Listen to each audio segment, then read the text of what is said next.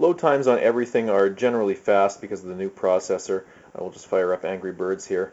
It's considerably faster than the 3G or the 3GS.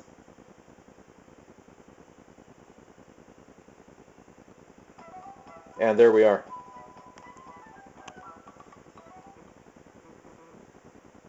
Plants vs. Zombies.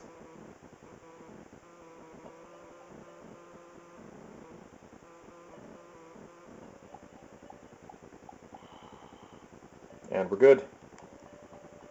The other great thing is, a lot of games and apps now have multitasking on them. We're right back into Angry Birds. And we're right back into Plants vs. Zombies. Something that I'm a little disappointed with, I have not yet been able to get FaceTime working. And I hear that this is a pretty big issue in Canada.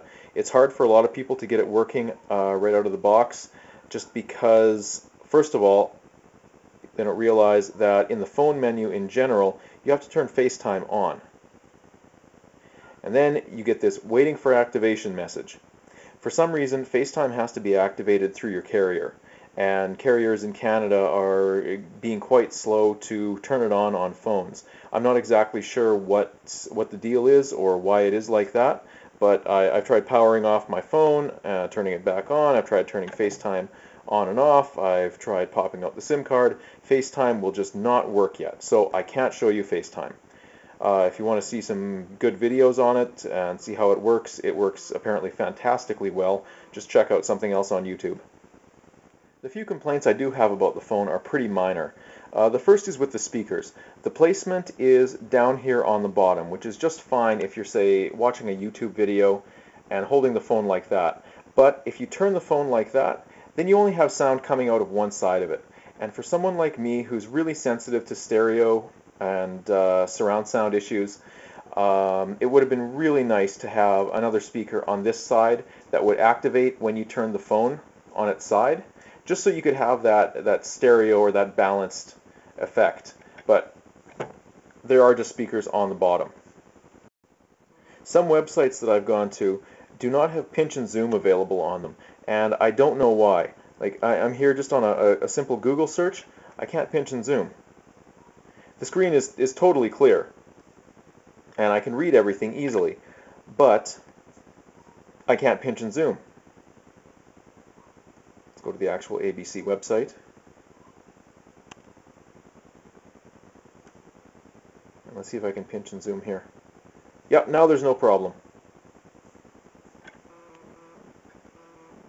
The lack of flash support has surprisingly not been an issue for me yet. I was expecting to have that be one of my major complaints. However, most websites now have iPhone support for them. So whether you go to MSN, their website, and watch their little news clips and videos, or the G4 site, or tons of other sites, they have iPhone-specific pages that will detect whether you're on an iPhone or not, and they will forward you to the alternate page. I'd heard about the battery life on the iPhone, and I wasn't really prepared for it. In the first 24 hours of owning this phone, I was almost ready to return it because the battery was just going right down. If you have your Wi-Fi on, you're getting emails, you're on your MSN, you got your screen brightness turned right up, you're watching videos, you're going to have maximum 15 hours of battery life, which is what I found I have per day, is about 15 hours of life in my battery. I've heard that that is an incredible improvement over the 3G and the 3GS. Compared to other phones, other smartphones, other flip phones, that battery life is really abysmal. But for the iPhone, a 15-hour battery life, it's pretty good. You're not going to get that if you're watching videos all the time with the screen brightness turned way up, but I usually have my brightness turned down to about half, and when I'm not using Wi-Fi, or if I'm on the road and I'm not expecting any calls, I'll turn off 3G and I'll turn off Wi-Fi, so it's not continuously pinging for a network. The camera on this phone is quite good for a phone camera. The images are nice and crisp. Bright light photos outside are just great. You do get some motion blur on it if you don't hold the camera absolutely still, but that's pretty much standard with any cell phone. You can take high definition 720p video on here. It looks just great. There's lots of detail.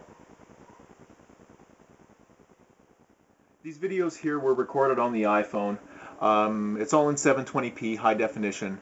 Outdoor bright light videos look just great, of course. There's tons of detail because of the high quality camera.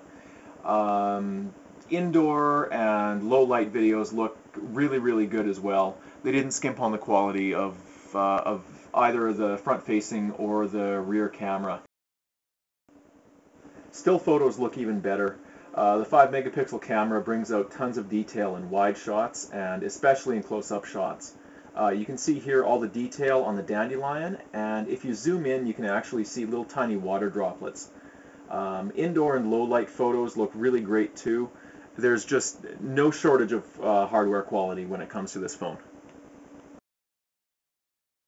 So there it was. Sorry about the blurriness. My camera just can't focus on this screen most of the time. You really have to weigh your options when you're getting this phone and figure out what your budget is going to be. Do you want to spend the $650, $750 on the phone to buy it outright, or do you want to go with a contract and then have that unlimited calling?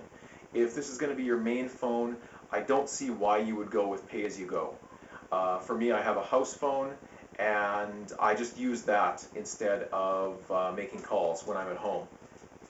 Other than that, it's an all-around great phone.